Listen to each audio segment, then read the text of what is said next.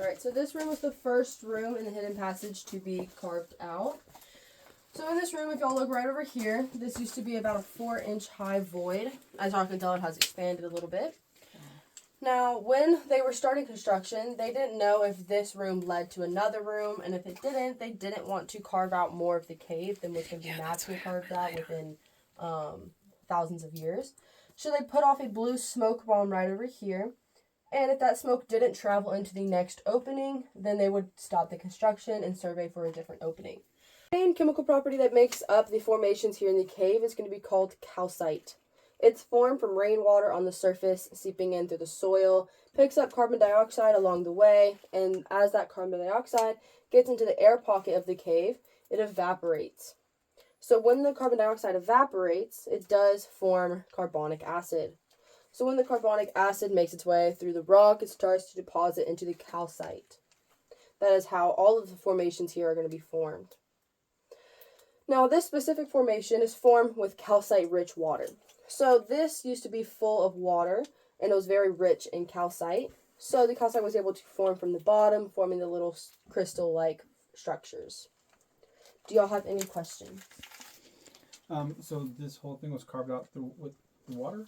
Not water. If you look right up here, there's a whole bunch of chisel marks. Oh. We did carve it out a lot by hand and machines. Oh, okay. Yeah, so the whole path isn't fully, like, the path itself isn't man-made, or is man-made, but there you go. Alright, so this is called Wendy's Room. It was named after one of the founders for the Wild Cave Tour.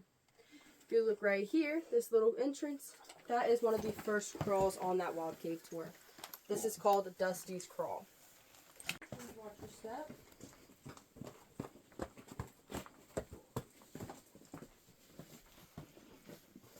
There's going to be a low ceiling up ahead.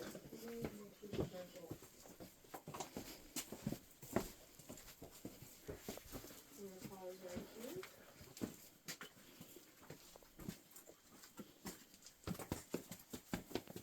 Calcified mud. Sometimes Wild Cave will come through here and throw their mud on the ceiling like immature little people. So they did that to this little piece of chert, and the calcite started to grow over it. But when the cave was full of water, the water fully saturated the rock. But when that water drained out, the air was not strong enough to support the saturated rock. So it collapsed and broke down. It did stabilize the cave, so we don't have to worry about it happening again. Now, a few questions we've had in this room is why does this side have no formations, but this side have multiple? We don't have an exact 100% answer, but we do have a couple of good theories. One of the best theories that we have is going to be, but when it turns darker, has the saturation where it's fully full of water. Now, the calcite forms all during construction. It became gravel room. So we have one more formation I want to talk about, which is going to be a flowstone. So this just looks like ordinary rock, but it's just a dried up flowstone.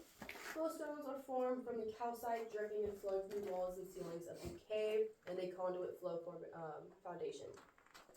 So that water will drip from that point up there. About this hallway we're going down. There's going to be a very wet and actively growing stalagmite in the middle of the beginning. Please be very careful and try to avoid it. If you can't, it's alright. But this is going to be one of the hallways where you're going to want to brace yourself with the palm or your arms. Please feel free and please take your time.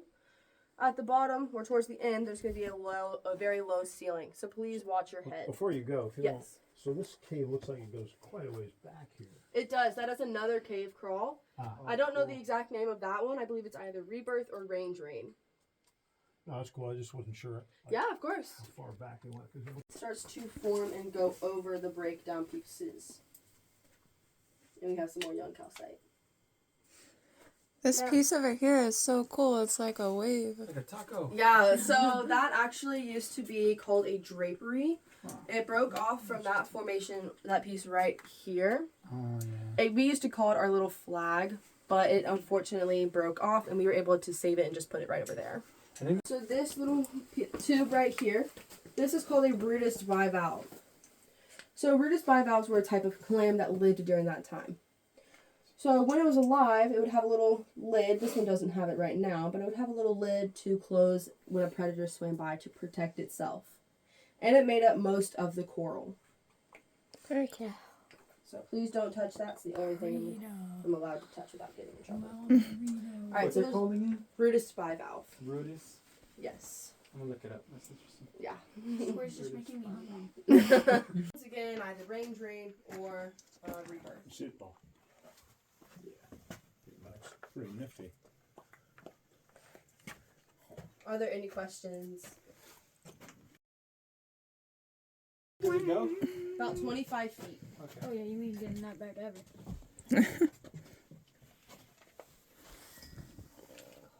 Out of curiosity. Very wet steps. Please be very careful and watch your step. Do you know how wide it is? I don't. It's only about a couple feet. Whoa. Okay.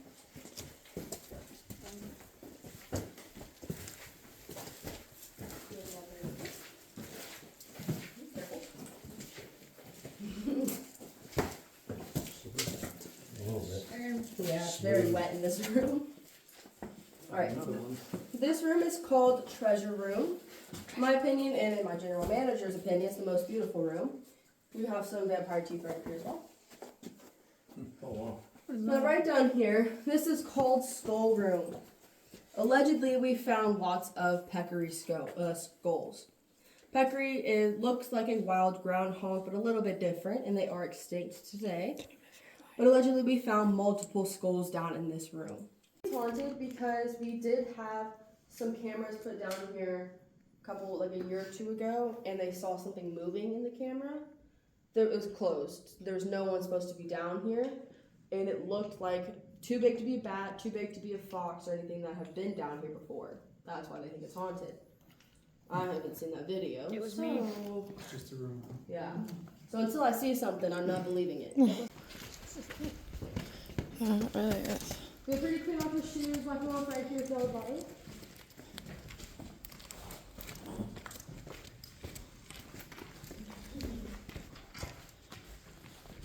So we have y'all go all the way to the end of that hair right there.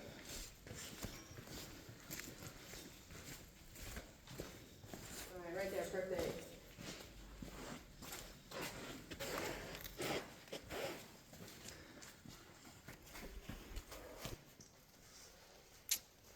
Gotcha. So right here you see a lot of that weather and erosion evidence. And then right here you have a drill hole from when they discovered the cave. And at the very back of the room, right over here, that is the other sinkhole I was talking about.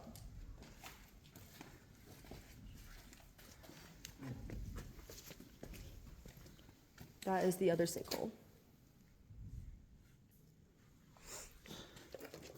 The formations are so cool. I want a house like this. I was wet. So That'd we be- cleaned off our shoes to get mud again. Alright, so this little formation right here is another flowstone. This isn't bigger than the flowstones we saw, but it's going to be a little bit taller. So this is called the Flowing Stone of Time.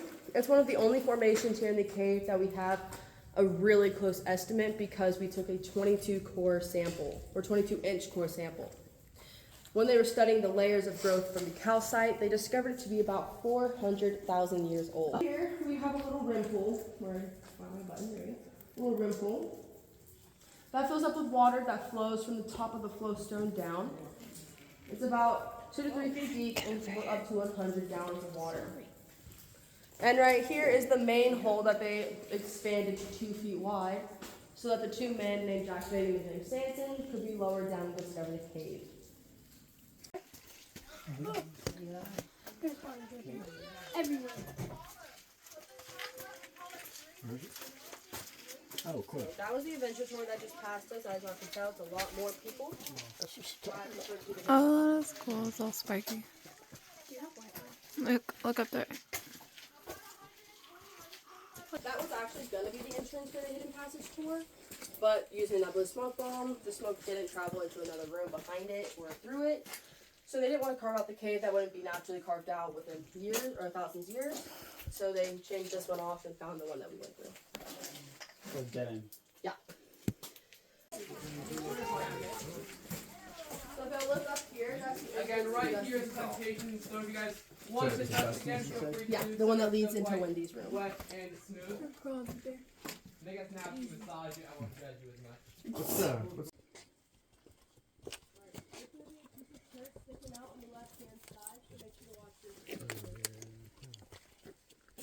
You can brace yourself with your elbow or your arm.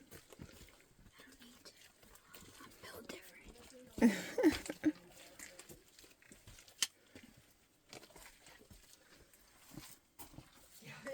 Feel free to sit down. I mean, hey, you're pretty tall, so. Watch out for your shoulder. The left hand side of the shirt. Oh, that's so cool. Is it near me? Or no? No, I was talking to the two that were Alright. first entering the room. Yeah. Sorry. Raw meat. Alright, so this is called J6 Gallery. So this right here is going to be another flowstone. It's also, if you're wondering why there's 3 different colors of calcite. So the darker reddish brown color, that is due to iron oxide. Hundreds of thousands of years ago, the topsoil was a lot deeper. So that topsoil had a lot more iron oxide level. So, of the calcite. So we come down here every 2 to 6 months and weigh it, look at it, and take notes on it. We have another one right here.